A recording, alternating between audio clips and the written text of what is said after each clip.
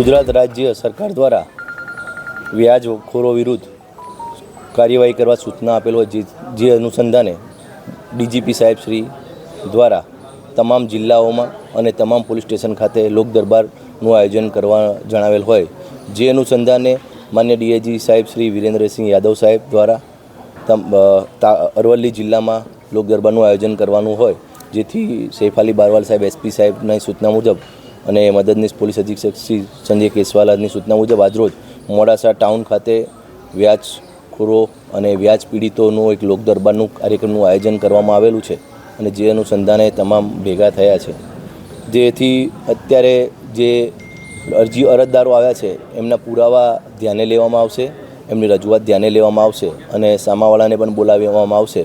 જો એક સુખદ સમાધાન થતું હોય તો આજરોજ એ સુખદ સમાધાન કરવામાં આવશે અને જો સુખદ સમાધાન ના થાય અને પુરાવા મળતા હશે તો ગુનો દાખલ કરવામાં આવશે. બીજું, જે વ્યાજનો ધંધો કરે છે એ લોકોને પણ એક નમ્ર વિનંતી કે જે સરકારને ધારાધોરણ જે હોય એ મુજબ જ વ્યાજનું લઈને કામ કરવું અને વ્યાજનું ધારાધીરધારનું લાયસન્સ ના હોય તો પણ કોઈ પણ વ્યક્તિ ભલે મિત્રતામાં આપ્યા હોય ને પછી 1% કે અડધો ટકો પણ લીધો હોય તો પણ એ વેલિડ નથી. ધારાધીરધાર વગરનો કોઈ પણ વ્યક્તિ, લાયસન્સ વગરનો કોઈ પણ વ્યક્તિ પૈસાની લેવડ દેવડ કરી શકતો નથી. આજે લગભગ અત્યારે 12 વાગ્યાનો સમય હતો. ધીમે ધીમે અરજદારો ચાલુ છે. લગભગ હાલમાં 10 અરજદારો તો આવીને બેઠા છે અને ધીમે ધીમે અમે એક પીએસઆઈ શ્રી અને પીઆઈ શ્રી તમામ એકને સુખદ શાંતિ રીતે સાંભળશું અને જે પણ નિરાકરણ આવે એનો પ્રયત્ન કરશું.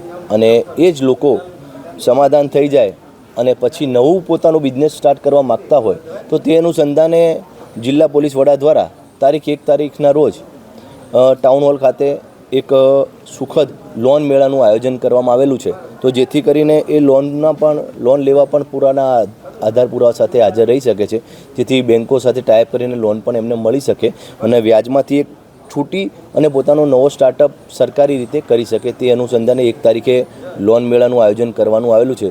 તો આપના માધ્યમથી હું તમામ જિલ્લાની અને ટાઉનની પબ્લિકને જણાવવા માગું છું 1 તારીખે ટાઉન હોલ ખાતે 12:00 તમામે પોતાના આધાર ડોક્યુમેન્ટ સાથે હાજર રહેવા વિનંતી છે.